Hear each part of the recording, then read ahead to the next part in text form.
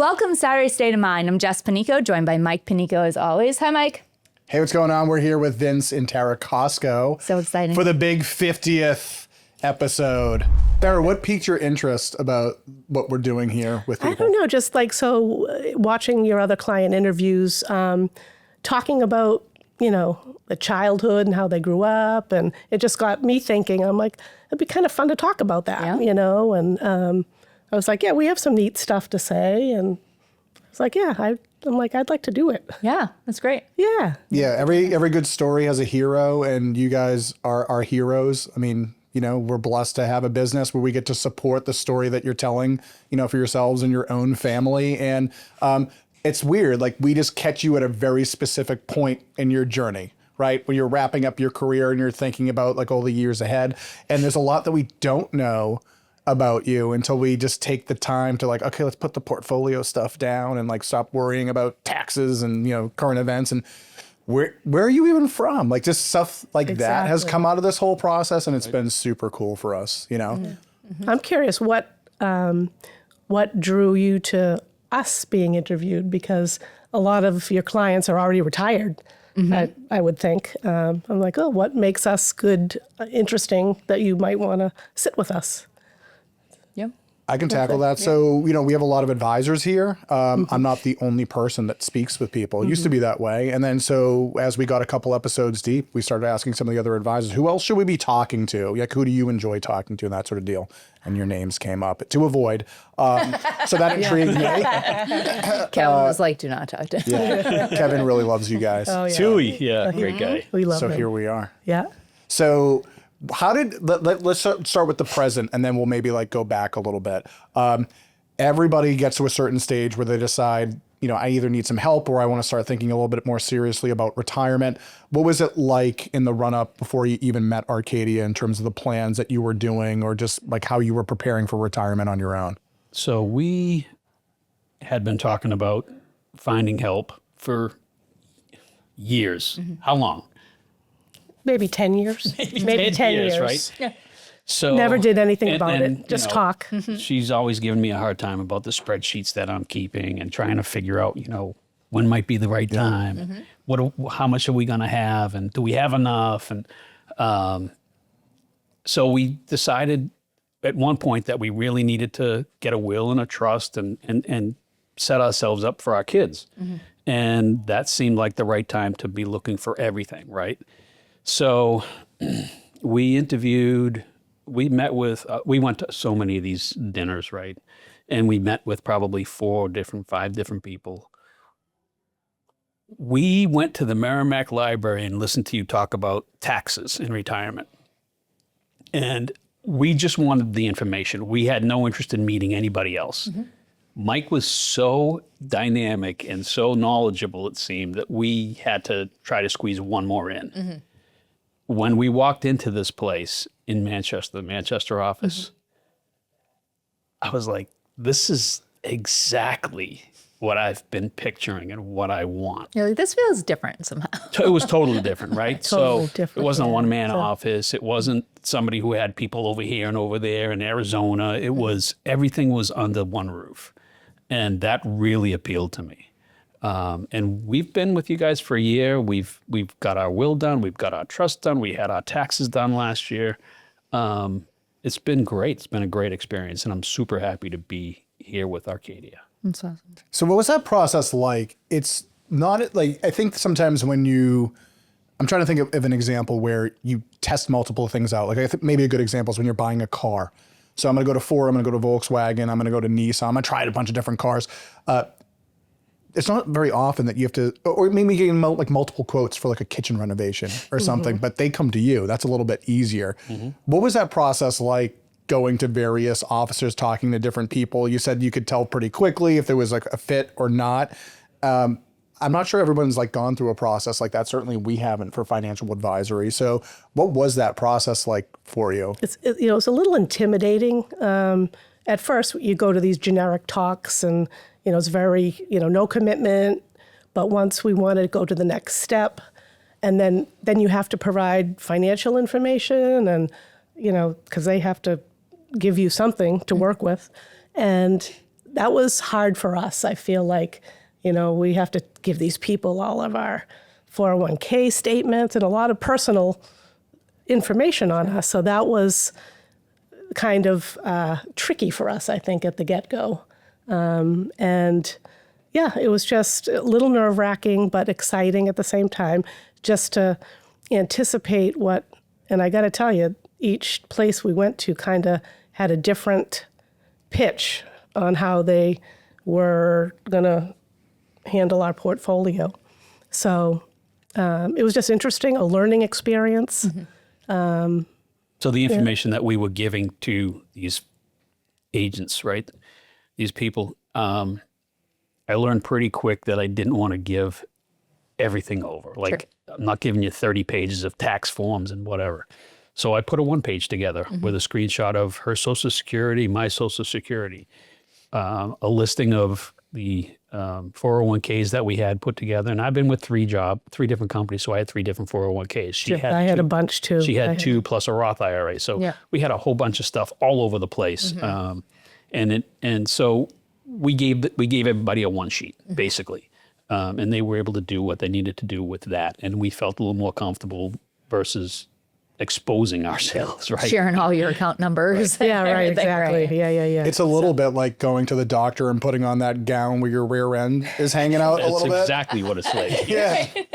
Yeah, because you're putting it, what are you not supposed to talk about in polite company? It's usually like politics, religion, and finances, right? And then you go into this environment and you have to just say, here's where all my money is and the decisions I've made behind that. Exactly. That's intimidating. Yes. Yeah. Yes. And you don't know, we're not necessarily keep up with the Joneses type people, but we're throwing all our financial information out there, and we're like, are we okay? How do we, are we paupers? Is this significant enough even for these people to be looking at, right?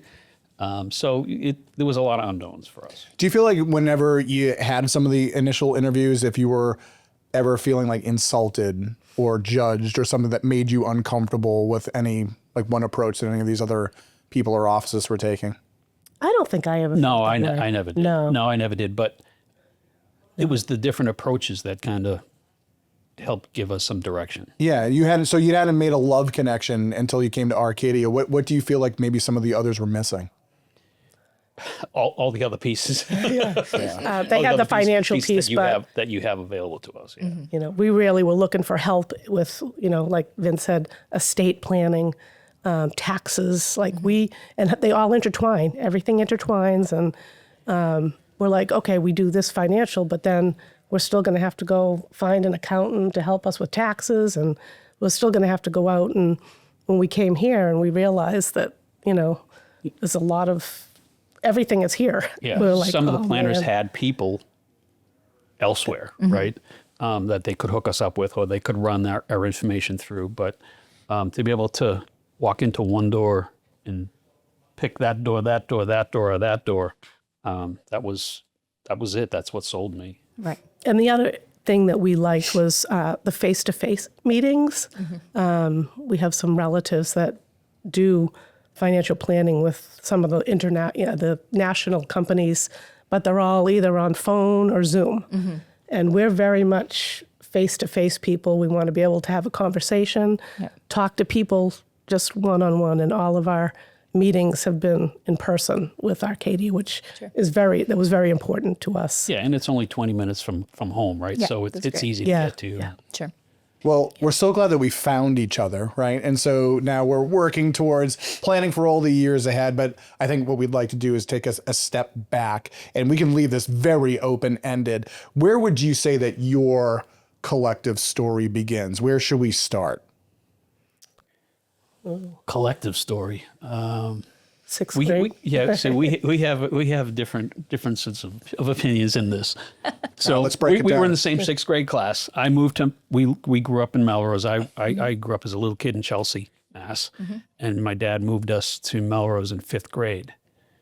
All the grammar schools around Melrose converged to this Coolidge School in 6th grade. So everybody went to 6th grade in Coolidge School.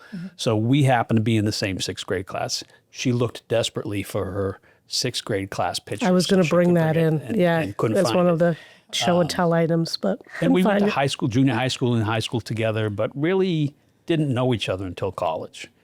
Did you have a big class in school, or did you just have like other friends, or because you didn't know each other that well? I mean, our graduating class at high school was almost 500 people. Oh, okay. So that's big. Big school, yeah, big. And we knew of each other. Sure. So not friends at all. Then we went to college, Boston College, and because we were from Melrose, you kind of, like, oh, let's get together with him. And we ended up getting some similar friends, and that's where we got to know each other as friends in college. Right. And really Andrea is the one that kind of brought us together. So After college, exactly. even at college, Yeah, true. right? Yeah, So that's how we first met, Yeah. was through her. right. Wait, so you went to college but didn't start dating until afterwards? Yeah. Oh, We were not college Way sweethearts. after. So sixth grade, Yes. you're Isn't this barely friends crazy? like together in like elementary or in high school, and then you went to college together, but the timing still wasn't right. So it was after. Yeah, just friends. And Who's then, Andrea? like, Yeah. it Very- was, she a friend, we had a big mutual group friend? of friends, and we were great friends. yeah, 3 years after college, we got together. And I was like, oh, I kind of started having like think of him more than a friend. And 3 years after college, we were living in Melrose, like Yeah. at our family's homes. And it was Valentine's Day, and I made the first move. I bought him a red carnation. Okay. And before work, I drove by his house, put it in his windshield on his car, and then took off and went to work. And then he goes out to go to work in the morning. And I find the carnation, and immediately I go over to my friend Alan's house across the street. I think Alan put it on my car. He thought it was a joke. It's a joke. Yeah. You're like, oh, that. Denied it. Still, for the whole day, I didn't know who left the carnation. Yeah. And our friend Andrea, who we met each other through in college, she calls me and she said, "Hey, did you find anything interesting on your car today?" And I'm like, "Was that you?" Yeah. She's like, "No." And she spilled the beans, and Were you shocked? I was a little surprised. Yeah. I mean, we were very good friends. And so that kind of opened the can, and when we I started. asked her out, and we went to dinner one day, and I took her to one of my old stomping grounds in Chelsea. And I remember very clearly sitting across from her over steak tips or whatever it was we were having. So I guess maybe not that clearly. And I remember saying to her, I don't know if we should be doing this. We're really, really good friends. If this doesn't work, Don't ruin the friendship. right. This doesn't work out, I don't want to ruin my friendship. Risky. And she looked right at me and she said, "Well, what if it does?" And I knew I was in deep trouble because I was never going to win an argument with her. Yeah. If we stayed together. So, I couldn't argue with that question. Yeah, And so we. How many years ago was that? Oh, good Lord. You do the math. You're the accountant. It was right before our 25th birthday, so 35 Gosh, 5 years ago. years ago. Yeah. Wow. Yeah. Awesome. And we dated, and she was ready for a serious relationship way before I was. I know how that goes. He was a late bloomer. It's so scary.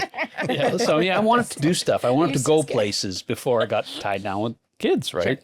I kept telling her, "Listen, we'll get married when we're both ready to have children." And the years went by, Years. Really? and she finally Guess how long said we to- dated? Like 11 years, That, yeah. right? Yeah, it was. I think Most people might not have had the patience Yeah. to Oh, she endure didn't that have the patience. She lost. She dumped me like a stone at one point. Yeah. for a very brief She was like, stint. "Look, But I'm not getting any younger. Right. Yeah, that's, When you're ready to commit, you Yeah. call me back, and if I'm still Yeah. available." yeah.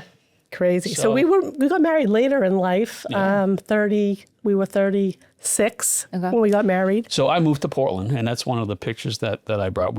I love the old port. So I lived in the old port in Portland, and Before we got married. Yeah. And I said to myself, so my job kind of took me there, right? Yeah. And she was working, and she wasn't looking to move to Portland, and I was like, if our relationship survives this long distance, and you know, it's not like it was Florida and Washington, but Sure. but you know, it was a good 2-hour drive, and and it did. You know, she'd come up every other weekend, and we'd spend time together, and I would go down to her place, and then my job moved me back to the Boston area, and so I moved in with her. I think we lived together at her apartment for a year, and then we bought a house. And so it was like we got engaged, we bought a house, got engaged, got married, and got pregnant like within a year. It was just like boom. You're like, all right, now we're fast So it was tracking. like, we're fast tracking. Yeah, you had a lot of catching up to do after having procrastination. Yeah. So our first son was a honeymoon baby. So we had children at age 37 and 39. Okay. So that's a little older. Which so was we're older fine for me at the time. Yeah. But Yeah, it's way more common now, but it would have been less common. Yeah, all our friends had kids. with the kids growing up, right? Soccer games and whatnot, and the father-son soccer games. Yeah. I was pulling a hammy, and he after 3 steps, whereas all the other parents were like way younger. So yeah, it was to me it was great. I thank her for pushing me. I thank her for waiting. She gave me two great kids, and It worked out the way it was supposed to work out. there you go. Thank No you. regrets. No regrets. What got you convinced, Vince, that it was finally the right time to, get serious? So I think probably spending the time apart from her. I spent a year semi apart from her in Portland, and there was a lot. I mean, I lived in the old Portland. There was a lot of partying, and there was a lot of people, and I had no interest in anybody else. And then when she told me, look, I need to get married, or so we spent some time apart, and it was months. I don't know how many months, but it was a few months. Yeah. I realized that I didn't like that, and I wanted to be with her. And so that's kind of what tipped the scale. You guys had so many other opportunities starting in 6th grade to figure that out. Like, let's give this about 25 more years. All right. Life is so funny. So you already mentioned Tara's been an accountant. Can you talk us a little bit about your careers and what you were doing in those earlier days as you were starting a family and just starting out? Sure, you start. Yeah, so I've always worked in the accounting field. And when we first got married, we had the kids in daycare. We were always a 2-income family. And yeah, I remember it was a struggle, like juggling everything. And he would do the drop off in the morning to the daycare. I'd pick up at night. But yeah, I've always been in the accounting field. Worked for a couple different companies. Corporate accounting? Yeah, like general ledger accounting. Okay. So a funny thing, she went to Boston College and she got a degree in psychology, and she ends up being an accountant, right? Naturally. So, so she starts doing that, and she ended up getting her MBA, and I went nights to get my MBA. which the company paid for. Company which was paid awesome. for. It was great. It's a big thing with psychology people. Just studied psychology. Really? and- Yes. Yeah. There I am. Yeah. And I do feel like I use psychology every day. yes, that's how I felt. I was like, something, I don't think I want to become a psychologist. I don't want to go into that field, but you use psychology all the time. And I thought it was a very good generic Me too. degree. So, Yeah, that's great. yeah. So all my accounting I learned on the job. All my work, I learned on the job from the beginning. I had great mentors that I worked with, and I love it. I don't regret it at all. Where'd you start off career-wise, Vince? So I started at a public relations and event management agency. When I went to school, I got my degree in economics and philosophy. My father insisted I do something business-like, right? So that's where the economics came in. I kind of like. You couldn't be a full-time philosopher. My father asked me, "What does a corporate philosopher do?" Yeah, right. Could not answer the question. Yeah, this is a theme. With You're like some someone that's not well paid. in some of our interviews, this is where like the family trauma portion starts coming out a little bit, like overly oppressive parents or similar. How did you feel like that direction was? Was it unwelcome or was it helpful? At the time, obviously, it was unwelcome, right? I mean, I wanted to do what I wanted to do. I was 18 years old, and I didn't know what I wanted to do, but I didn't necessarily want to do what my dad wanted me to do, right? Although I have a lot of respect for my father. My father provided for us. He had 4 kids. I have an older sister and 2 younger brothers. And, you know, when we went on vacation, we usually went to Cape Cod. And we went to one of 2 houses in Wellfleet, and they shared a backyard. One was on one street, one was on the other. And it was always in one of those 2 houses, and I couldn't figure out why. It's because he would work for the week at the houses. He would do landscaping, he would do painting, whatever he needed to do so that we could have a week at the beach, right? And you know, you don't see that when you're 11 and 12 years old, but when you think back and you're, you know, 20, 25, you're like, wow, he did a lot to sacrifice for us. So he may suggest and push a little bit, but it was unwelcome at the time, but I think part of me really welcomed it. So I left school and I worked at the PR agency for a couple of years. And then they downsized. And as they were trimming people, I decided I wanted to go back to school. I wanted to be a better writer. So I went to get my master's degree in English. And we kind of commuted back and forth while she was doing her MBA. I was doing my program. And then I realized after a little while, boy, it's tough not having a regular paycheck, right? So I had a paycheck for 2 years, and now I'm going to school full time with no paycheck, and it was difficult. So I continued part-time, and I went back to work, and I started looking for a job, and I got a job at the Meadow Glen Mall in Medford, Mass, as the marketing director. My old stomping grounds right there. Is that right? Really? I grew up in Somerville. So I had a couple of phone interviews. I went to the place to interview for this job, and I'm walking through and I see this giant Bart Simpson running through the mall, and like, that's funny. I wonder who does that. Oh, that would be me. Marketing director, right? Right. So I worked in the shopping center business as a marketing director for about 9 years. And it took me from Medford to Hanover, Mass, to South Portland, Maine. I was up at the Maine Mall for a year. Great year. I had a great year there. Did a lot of stuff. Separated from my girlfriend, and kind of helped. The distance brought us a little closer, right? Yeah. And then I was given another opportunity to become a general manager, and I went back to Meadow Glen Mall as a general manager, and that's when I moved in with her in Woburn.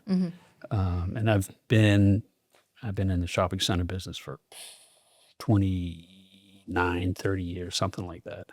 But it's what brought us to New Hampshire. I had an opportunity to be the GM at the mall in New Hampshire, and we bought our house up here, and we bought it kind of in the middle of the triangle of what was the 3 Simon malls, Nashville, right? Manchester, and Salem. Yeah. So I went to Pheasant Lane. I did the renovation there for 10. I was there for 10 years.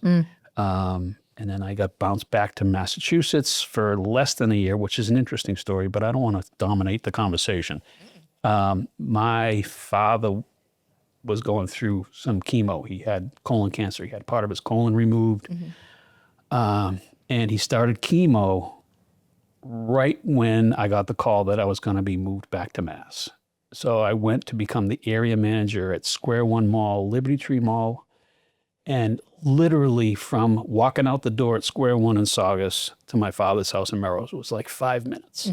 So I could check on him every day. Yes. I could have lunch with him. It was like that was the silver lining for me. And it was like God had a plan. Yeah, it was a gift. Because once he was done with chemo in June, July, I had an opportunity to move back to New Hampshire to go to Merrimack Premium Outlets, and I did. I started there in December, and I've been there since. Yeah. So yeah, it was pretty amazing to look at that with that perspective. I think you named every single mall that I know.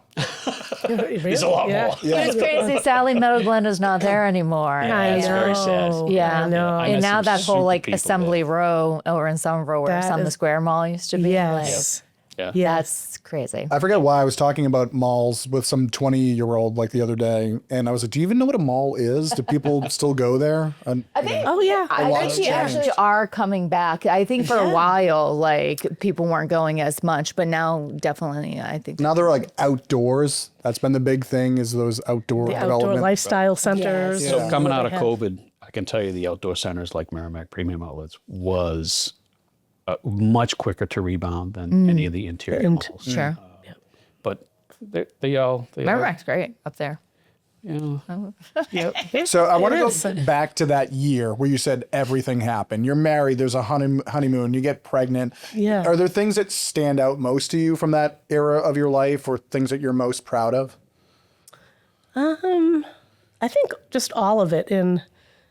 It was such a blur, but all of it was so memorable. Like I remember like signing the papers on our house and, getting engaged. We got engaged up in Portland, Maine. And then We went to leading watch into this. that summer, our wedding was on Labor Day weekend. What's that? Yeah, right. Labor Day weekend. and Literally a year from the day we bought the house. So we bought the house, and then on September 1st, and we got married the following year. Yeah.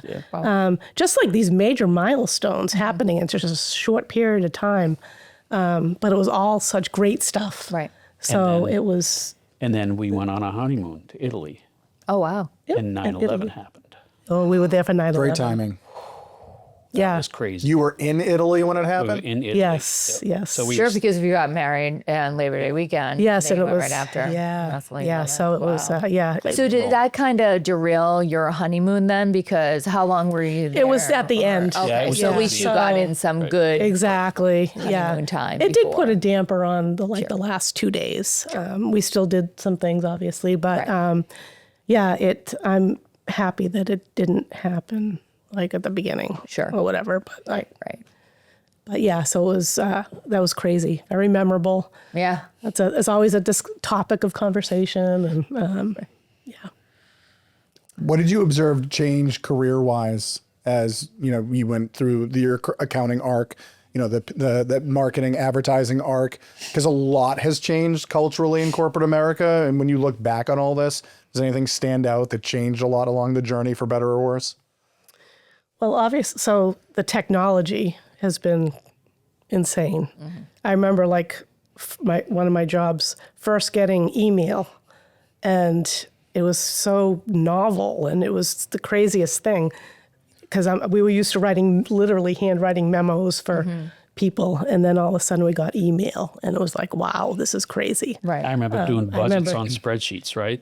And I don't mean like Excel. I mean literally by hand. And then we kind of bumped up to Excel, which was awesome.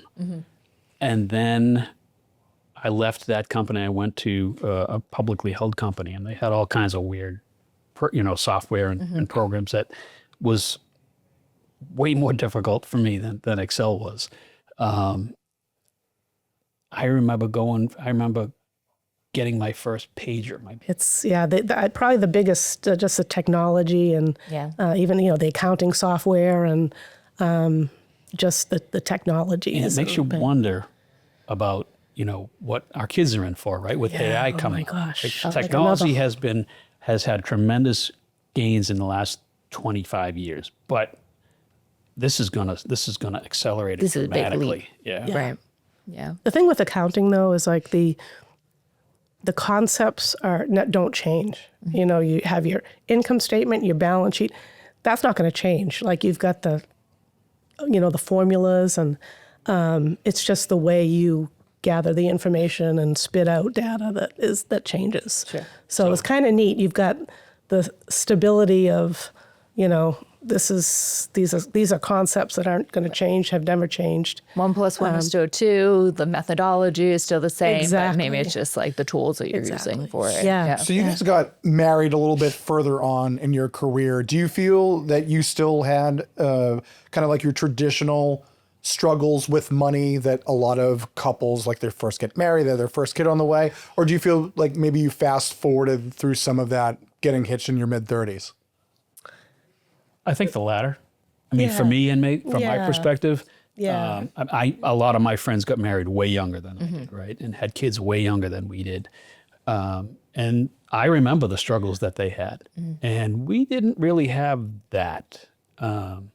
And you know, I think part of the reason, or the main reason, We had was because of 15 what you years just to said. save Yeah. as a working professionals before, you know. And we both kind of handle our money the same way, you know, before we got together and since. You know, We're very both similar. good savers. We don't spend money on, you know, weird things. Well, maybe I do on. I was expecting a once in different. while. Yeah, but He's the disciplined. He's the shopper. Yeah. I hate shopping. Okay, now we're getting into it. So I was expecting a difference because we have like the more math-oriented brain over here, and then you said you went to school for English, right? So I was expecting someone who would be the wastrel. That's you, Vince. yeah, so you know, I have been working in shopping malls for 30 I know. years. There's a so lot of shiny things there. Oh, yeah. Oh, my God. Yeah. and it's not really the shiny. It's not like I need to get the latest and greatest thing. It's not that at all. It's a bargain. It's, He I need, has to if get I the find, if bargain. I see something that's a value, Can't pass it up. He'll buy multiple. I have a box of shirts in my closet that He I buy- haven't worn yet because, you know, I haven't They worn were out good- the other ones. They were a good deal. Yeah. Yeah. That's Yeah. awesome. Yeah. Okay. So, We have two psychologists here. They're going to tell us what that's all about. I don't want to know. It's too late for me, Mike. So, Say about your childhood. so what was it like then raising your children a little bit later in the journey, especially relative to your peer group? so you know, all our friends' kids were, you know, in elementary school and school age when ours were born. But I don't know. I didn't feel strange. We, you know, it didn't hamper us in any way, and in what we chose to do with them, or We would call our friends when we were childless and they couldn't go out. they couldn't go Had a out. kid. Yeah. They couldn't find a babysitter last minute, right? And then the switch flipped. Yep. You know? Yeah. Now their kids are a little older, they can be by themselves. And then their kids can babysit our I was kids. gonna So that say, and then you're happened. that like, was this is that, me. that, So that did- that was that that was the primo. Yeah, that was the best part. Right? You guys really did have it all figured out. Maybe you just didn't know. I think we just got Yeah, lucky. We yeah. got super lucky, I think. Yeah. You know, and conversely, like we did a lot of traveling and did a lot of fun things in those years that we were dating. While a lot of our friends were child rearing and career building, we were kind of Right. carefree. We would too. Went to Aruba. We went to Hawaii. We went to different We places went to a as lot of a places. unmarried couple. Yeah. Right. Yep. And we had a lot of fun, and we did some stuff, which was cool because I knew that once we had kids, we weren't going to do that. Right. And now the flip side, now, you know, we're 60 and we still have children that are financially dependent on us. Where most of our friends, their kids are out of the house, Sure. married, they have grandkids, you know. How so old are your kids now? 21 and 23. Yeah. So they're Sure. they're You're still almost out of the tunnel. Almost. Yes, Almost. Yeah, I can Almost. see the light. yeah, we can see the light, but still, when they're off our payroll, that'll be I a remember- relief. That'll be a When I was relief. living in Portland, I had come in on a Monday from a long weekend, and my GM, I was a marketing director at the time. My GM walked by my office and looked in and kept going, but then he stopped and turned around and he goes, "Had a good weekend this weekend, Vin, didn't you?" I'm like, "Yeah, I did."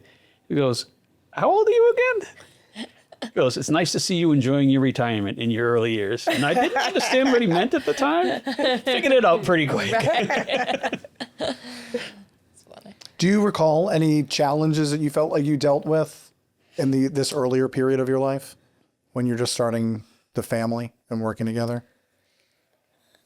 I think it was more like juggling, and what every working parents go through, you know, juggling the daycare and, you know, feeling guilty about leaving the kids at daycare. But I don't know. I don't remember any feeling that we struggled very much. Yeah, Do you? I would have to agree with that. Yeah. I think you probably said it right, in the fact that we kind of got together so late and got married so late and bought a house so late that we had established careers and we had regular revenue that just was, you know, it wasn't tons of revenue, but it was regular revenue that we didn't have to worry about stuff. And I remember there was a point in time, and I can't remember how old the kids were at the time, but Tara worked for Comcast, and she was working in Manchester, and they moved all the accounting to Detroit, Philadelphia? Philadelphia. And they offered her a job in Philadelphia, and I wasn't going to go to a mall in Philadelphia. I was, and because I always said to her, being an accountant's like being a waitress. You can find a job anywhere. So let's focus on, what I'm doing, and then you can do it wherever you need to do it. And I say it tongue in cheek, but that's kind of really how I felt. So there was a point in time where they moved her job away, and she had no job. She got a nice stay bonus.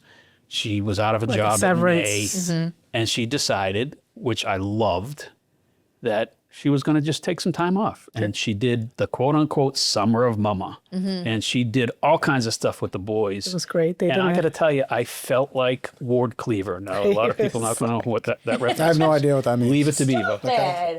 The father in Leave It to Beaver, right? Every time that theme song came on, I would change the channel. I felt like I was in the East 50s. I would come home from work. Dinner would be on the table. The kids were clean. Get your slippers and a scarf. I'm like, this is awesome. Let's I brought him his newspaper, and It was awesome.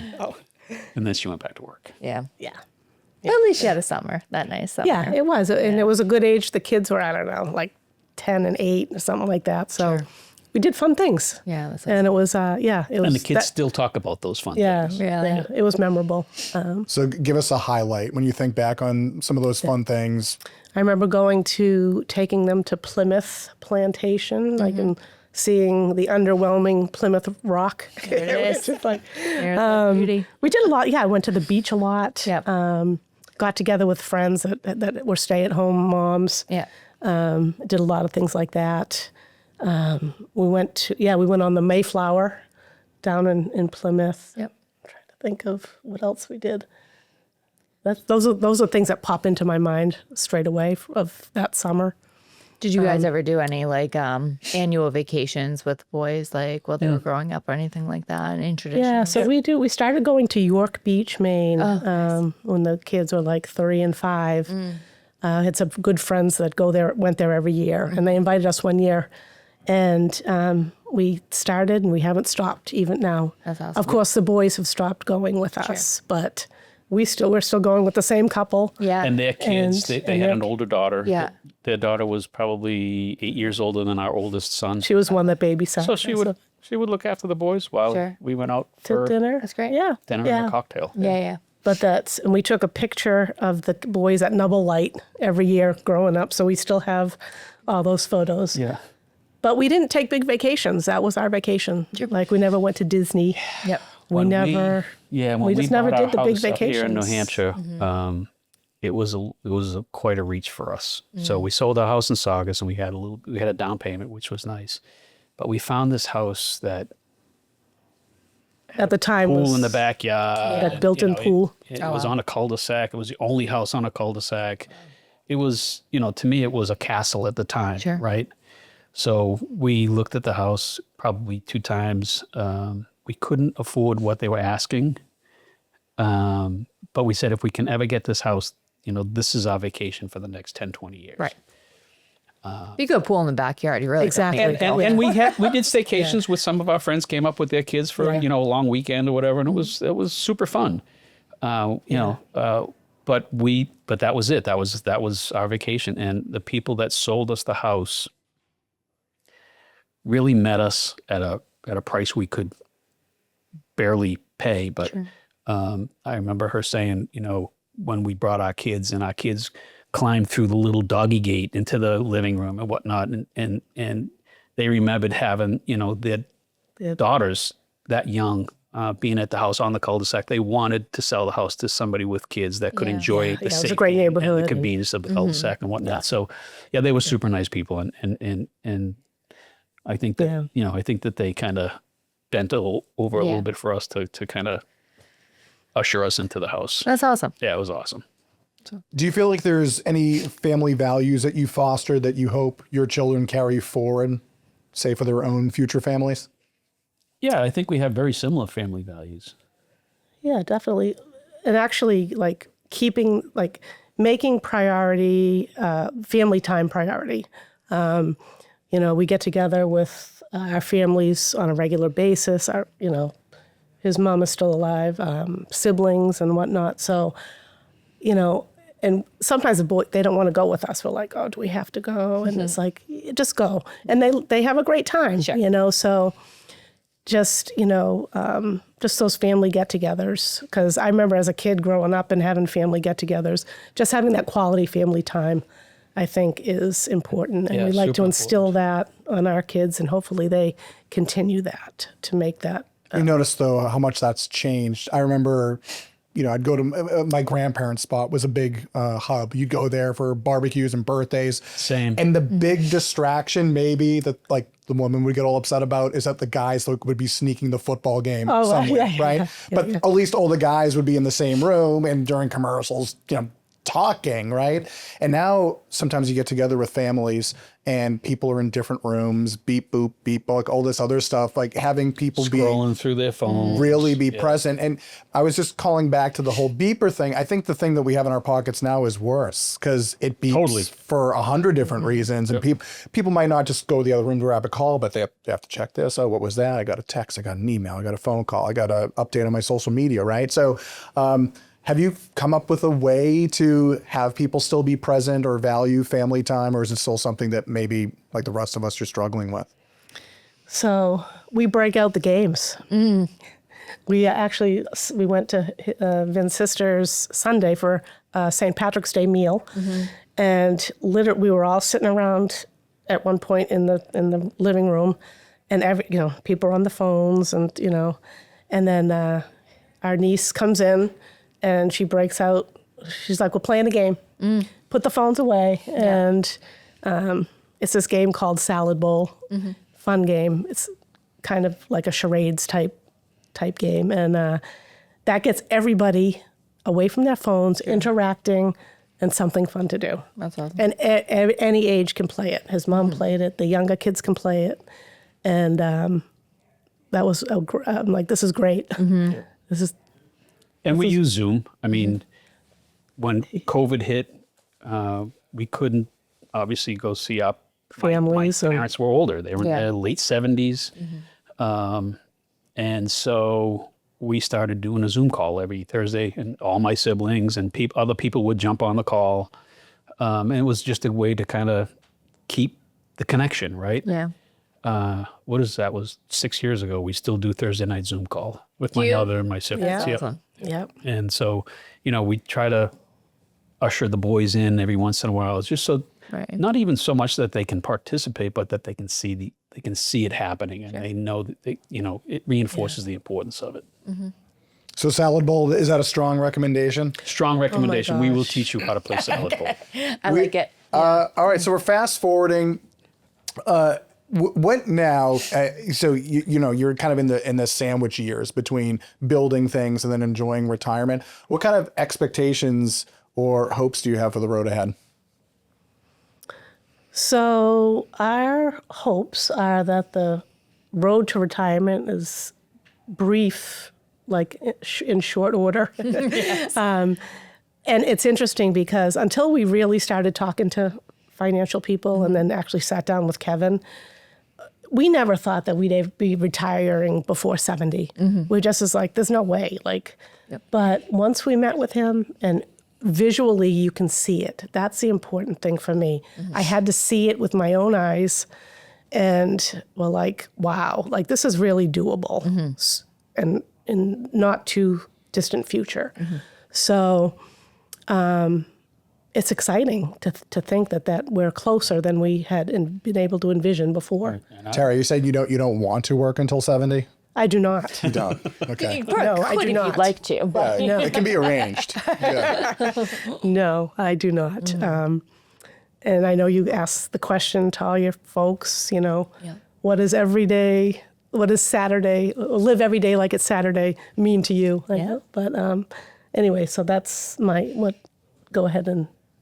yeah. So I'm a little different. There's no way I was going to work till 70. I don't really care what you I knew said. that right But up. like 5 years ago, you didn't know that. I knew that right away. Oh, okay. Yep. Can I say, though, in Tara's defense, there's a very common thing that we see where the more financially prepared somebody is, there's like this concentric circle. They're also very paranoid generally. So they'll be like, I can't, I have to work until I don't have enough money. And then you'll run into other people who really haven't done a lot of preparations and they're like, I already retired. And it's like, so Yeah. I don't think this surprises you when I say it, right?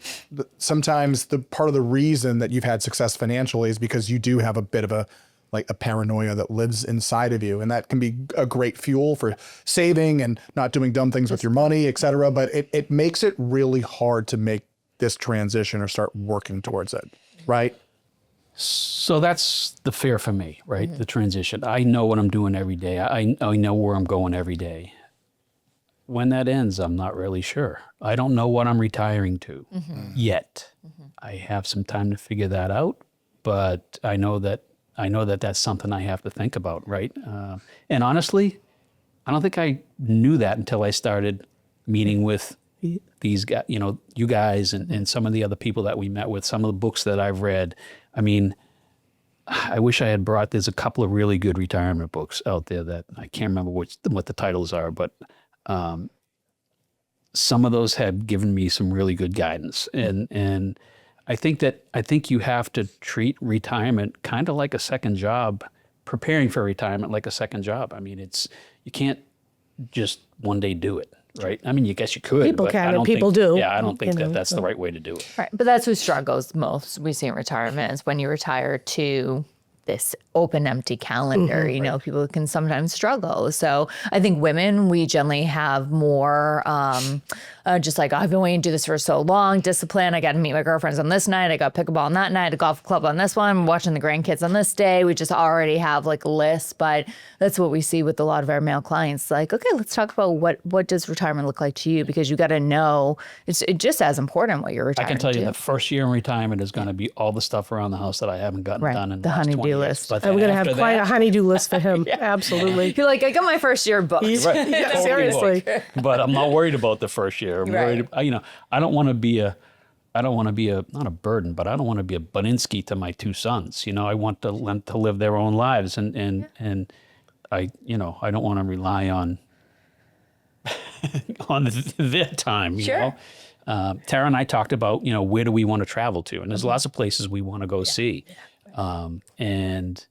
So we've seen a bunch of places, but there's a ton of places that we want to go to, and we figure, we could do some traveling, and Sure. and I want to do that obviously in my 60s and not in my 80s, right? Yeah, right. Like you guys talk about the go-go years and the slow-go years and the no-go years, and that until you really talk to somebody about that and somebody puts those words in your head, you don't really think about it. You don't really think about it. No. And it's totally true. And I know, so there's a couple of guys that retired 2 years ago together from my group of general managers, right?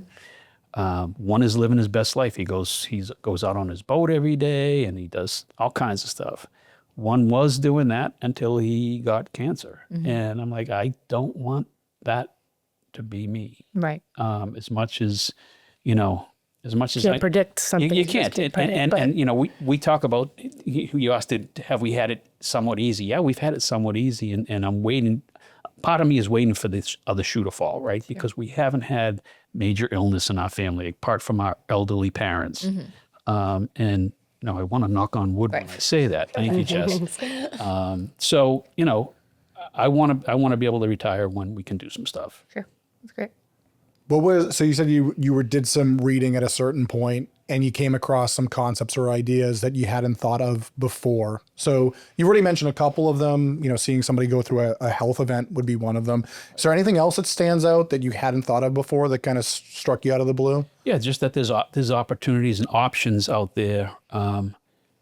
You don't have to wait for Medicare. You don't have to wait till you're 65. I mean, that's been one of the holdups for us is when she said 70, my number was 65, and it was specifically 65 because of Medicare, right? There's a lot of options out there other than Medicare, right? That you can for health insurance as a bridge to Medicare, right, and right. I didn't know that until I read about them. Yeah. We hear that a lot. A lot of people are like, well, I got to just wait until Medicare because health insurance is so expensive. And it is, but there could be options. I didn't think of it beforehand. So I guess for you is the plan to take the honey-do time and go explore the world at that point? Or are you going to be, I don't know, trying to explore what you might do a little bit in advance? And if so, how are you going to handle it? So definitely in advance. Mm-hmm. You know, I don't see myself retiring from everything, right? I mean, I don't need to go and be on emergency call lists anymore. I don't need to go to the office anymore.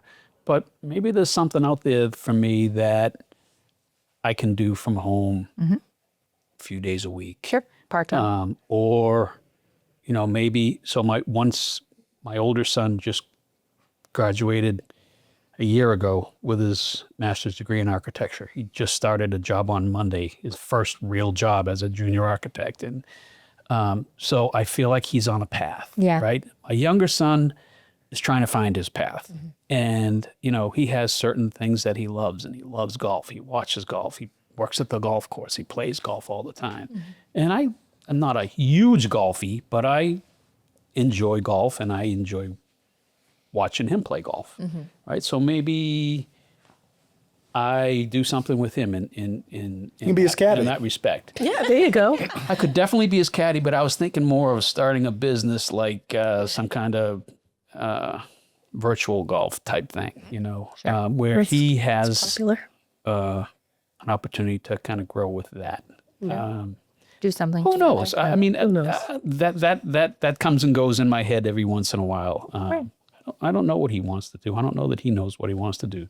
But if I can be part of his life, you know, for a little longer and, you know, help give him some direction, I'm happy to do that. And so there's, you know, there's all kinds of different things that's out there that I think about, and I think about it a lot. Sure. His brain never shuts off. Like, he doesn't read books like novels. He's constantly reading, you know, money books and financial, or watching listening to podcasts or watching webinars. Like, he doesn't shut off. His brain is always tick, tick, tick, tick, tick. Yeah. Well, you got to know what your ideal salary is going to look like in retirement, right? So you're probably still in the architecture phase of that, right? I am indeed, yes. What are you searching for, Vince, in all these books and podcasts? Answers. I'm looking for Knowledge. answers. I'm looking for Inspiration. guidance and inspiration. Yep, 100%. Yep. What would you say at this stage inspires you most? Same as it did 10 years ago. My family. You know, I want us to be together and do things, and I know that, you know, as my sons get older, they're going to do their own thing, and they're going to hopefully have their own family, right? Sometimes it's great having them. I love having them at home, and sometimes not so much, right? But yeah, I mean, what inspires me is my family, my kids, and my wife, and trying to do stuff together. That's awesome. Yeah, just making memories. Just is important. Because, like, to your point, who knows how much time we have together, you know, the four of us. And, you know, we talk about vacations that we'd like to go on and places that we'd like to see. And then we say, well, you know, maybe we could do one or two just us, and we could do one a year with the boys, you know, and kind of create those memories with them and give them an opportunity to see the things that they maybe wouldn't be able to see until they were 65. Does anything at all give you apprehension when you think about making these plans or making the transition? I don't feel apprehensive about it. I mean, a little bit. I feel like once we, you know, pull the trigger and actually stop working, there's going to be some anxiety. I know I'm going to feel it, not having the money coming in. Well, it'll be coming in a different, we'll be withdrawing. We're rather really than, good at saving. We're not Yeah. so good at spending. So, so- I mean, we've talked about Unless that there's a bargain. zillion times. unless there's a bargain. Yeah, unless it's a bargain, right? Yeah, then I'll drop a $5 anytime. That'll be a tough transition, just getting, you know, not having that income coming in, you know, earned income coming in. But Well, you're saying there's not a lot of apprehension, right? So have you always just been optimistic, or have you figured out a way to overcome some natural apprehensions or fears that people have? no, I mean, I'm pretty calm. I'm a pretty calm person. I don't get worked up over things. She's definitely the more optimistic of the two of us. Definitely optimistic. So, you know, I think the transition, I think it's going to be easy for me, a lot easier than will be for him. You know, I'm just much more chill. I'm a much more chill person, so I don't get all And had you asked that question a year ago, it would be way easier to answer. But, you know, with what's happening in the world right now and the markets right now, I'm a little apprehensive. Sure. He looks at the every day, like, oh boy, the stock market just dropped. Oh God, it went down every night. He's like, oh, it dropped this. And I'm like, don't look at it. Stop looking at Hard it. habit to kick. Right? It's been a habit for 10 years. He's an alarmist. Yeah. So he's an alarmist. And I'm like, stop looking at it. You know, looking at his 401k statements. And So, you know, You they gotta talk stop. you talk about yin and yang, right? So oh my gosh. she's a great yin to my yang, or vice versa. Yeah, we complement each other in that way. But oh my goodness gracious. It's just a shift. Everything's a shift. It's a new phase of life, you know, retirement. And once you get into that, what does that look like? And honestly, this shift is new for us, right? So really, when Tara said we didn't think we were going to be able to retire in our early 60s, we were thinking 65, 70. Yeah. You know, that's a new shift for us to have that thought process, right? And to be in that phase. So yeah, it's new. And that was all due to you guys, and actually, like I said before, sitting down and actually visually seeing, you know, the numbers and what we actually have. And when you're talking to people, it's way different than reading a book, watching a webinar, and you have your RMDs on your mind, and you have Social Security on your mind. When's the right time to take that? And you know, what about healthcare? And there's so many different variables that you kind of have to put a puzzle together without the picture, right? You guys provide the picture, and it's easier to do. It's easier to kind of comprehend. You've been with us for about a year, so I think your next annual review come and be like, let's do it. We're excited now. All the Saturday stuff. It's time to go. Yeah. What do you think, Tara, your ideal Saturday looks like? oh my goodness. So, you know, not going to Market Basket on a Saturday is going to be so wonderful for me. Yeah, my Saturday, that's what is, you know, doing all my chores and getting grocery shopping and being able to, you know, do my grocery shopping at 10 o'clock on a Tuesday morning. Right. Definitely want to be able to have time to work out, go to the gym. Right now, we struggle with that. And, you know, I can squeeze in a 20-minute walk at lunch sometimes. And I do what I can do, little bits, but I'm always robbing time. You know, I just want to be able to go do what I want a good workout for an hour and a half, you know, and just not having to be rushed all the time on things you have to get done and then things you want to do. It's freedom to do what you want to do. Absolutely. When you want to do it. Absolutely. Your schedule. That's awesome. Yeah. And if I want to sit on the couch and rot all day and watch TV and read, I love to read. Yeah. You know, reading a good book is a blessing and a curse because, you know, if I'm in a good book, I don't want to do anything else. Right. So I'm like, I don't want to cook. I don't want to clean. I just want to read this book. So, yeah, just a little bit more freedom to do some of the things that I like to do. That's awesome. What about you, Vince? What's living like every day is Saturday mean to you? Getting rid of that telephone, getting rid of the iPhone, and being on call for, you know, ridiculous things that happen at work. Being able to sleep late if I want to sleep late, roll over and throw my arm over my wife and not have to, you know, run out of bed. The 101 things that I have to do around the house that I haven't got done. You know, those to be able to do those Monday through Friday in addition to just Saturday, right? I think, you know, that's kind of what you said, and to be able to stretch out that whatever you jam into a Saturday or a Saturday and a half a Sunday throughout the week would be awesome. Yeah, it's always remarkable to me that we have so much better, better tools, better technology, all this stuff, and you think it'd be easier to get through the day, and it feels like we're always running around like chickens with our head. There's not enough time in a day, right? Right. Didn't life seem to be slower before, even though I don't know, it took longer to get things done?